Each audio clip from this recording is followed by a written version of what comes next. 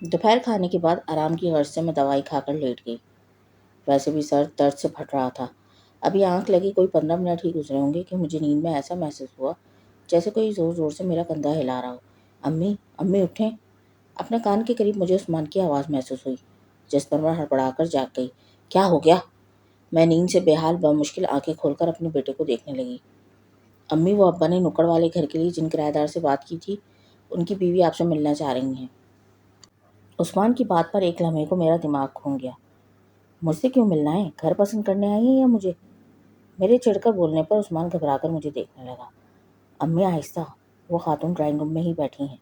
عثمان کی بات پر میں گہرا سانس بھر کر اپنا دوپٹہ درست کرتے ہوئے ڈرائنگ روم کی جانب بڑھ گئی، جہاں صوفے پر ایک درمیانی عمر کے مرد اور عورت بیٹھے تھے۔ معذرت چاہتے ہیں اس وقت آپ کو پریشان کیا۔ وہ دراصل میں آپ سے ملنا چاہ رہی تھی۔ میرے اندر داخل ہونے پر وہ عورت مہذب انداز میں معذرت کرتے ہوئے بولی۔ میرے شوہر کہہ رہے تھے اس طرح سے آپ کو پریشان کرنا اچھا نہیں لگ رہا، مگر میں نے کہا ملنے میں کوئی قباحت نہیں۔ وہ بات دراصل یہ ہے، جہاں ہم پہلے کرائے پر تھے ان مالک مکان کی ریپوٹیشن محلے میں کچھ اچھی نہیں تھی۔ ہمیں آپ کا گھر تو بہت پسند آیا، بس سوچا آپ سے بھی مل لوں تاکہ تسلی ہو جائے۔ ان عورت کی بات پر میرے ماتھے پر شکن آ گئی۔ اس سے پہلے میں کچھ ناگواری سے بولتی، برابر بیٹھے عثمان نے آہستہ سے میرا ہاتھ دبایا۔ خاتون کے میاں کافی خاموش طبع معلوم ہو رہے تھے، جبکہ وہ عورت باتونی لگ رہی تھی۔ تھوڑی دیر بعد وہ دونوں میاں بیوی چلے گئے۔ ایک تو مجھے تمہارے باپ کی سمجھ نہیں آ رہی، ضرورت کیا ہے گھر کرائے پر چڑھانے کی؟ تقریباً 2 سال قبل میاں جی نے نکڑ والے گھر کو خریدا تھا، تب سے وہ خالی پڑا تھا۔ اسے انہوں نے خواہ پینٹ ہاؤس کا نام دیا تھا۔ عثمان دروازہ بند کر کے آیا تو میں اسے دیکھ کر شروع ہو گئی۔ میں پینٹ ہاؤس کو کرائے پر دینے کے بالکل حق میں نہیں تھی۔ ہماری اپنی خود کی بڑی فیملی ہے، بچوں کے ہی کام آئے گا۔ ابھی تمہاری شادی بھی ہوگی تو جگہ کی ضرورت تو ہوگی۔ اوہ اچھا، تو آپ اپنے بیٹے سے اتنا عاجز آ چکی ہیں کہ شادی کے بعد آپ کا ارادہ مجھے پینٹ ہاؤس میں شفٹ کرنے کا ہے؟ عثمان ہنستے ہوئے مجھے دیکھتے ہوئے بولا۔ ارے پگلے، تجھ میں تو میری جان ہے، تو میرا جگر کا ٹکڑا ہے۔ میں عثمان کو خود سے لگاتے ہوئے اس کی پیشانی چوم کر بولی۔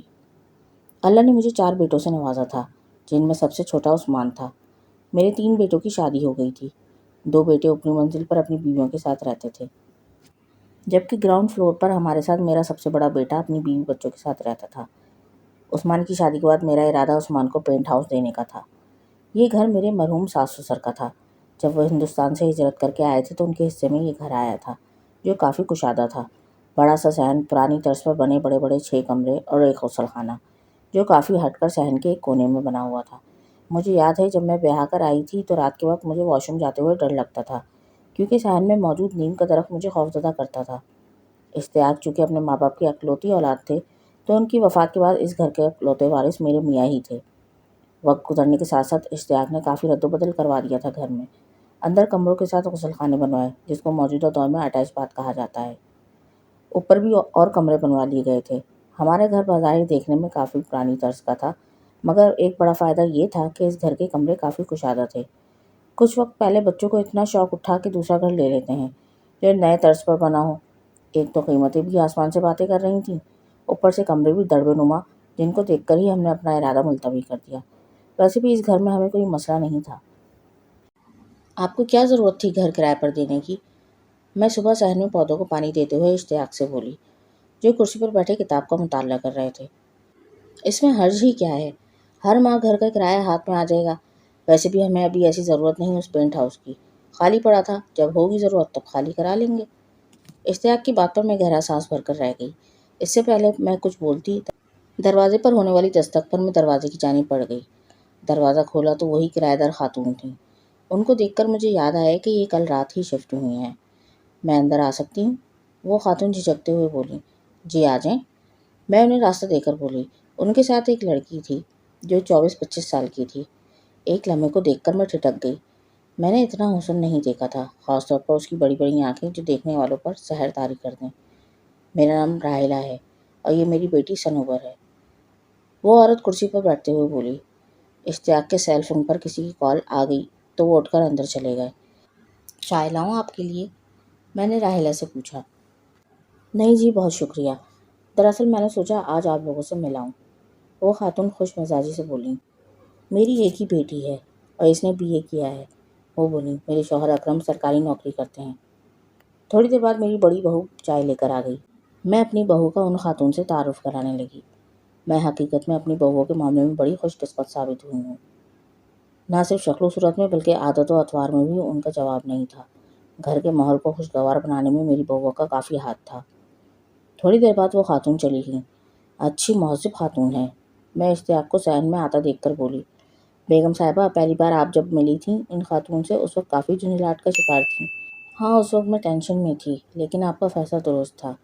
اچھا ہے، مہینے کے مہینے لگی بندی رقم آ جائے گی، میں نے اشتیاق سے کہا۔ صنوبر کافی خوش مزاج لڑکی تھی۔ کچھ دنوں میں ہی وہ ہمارے پورے گھرانے سے ایسے گھل مل گئی جیسے کتنا پرانا ساتھ ہو۔ شروع میں تو مجھے اس کا آنا جانا کافی ناگوار گزرتا تھا۔ میں نہیں چاہتی تھی کہ وہ زیادہ آئے، مگر میری بہوؤں سے اس کی کافی اچھی دوستی ہو گئی تھی اور آہستہ آہستہ وہ مجھے بھی اچھی لگنے لگی۔ اوپر سے اس کا متاثر کن حسن جو دیکھنے والوں پر سحر طاری کر دیتا تھا۔ صنوبر کے ہاتھ میں کافی لذت تھی۔ وہ میرے لاکھ منع کرنے کے باوجود اکثر و بیشتر مزے مزے کے کھانے بنا کر لے آتی تھی۔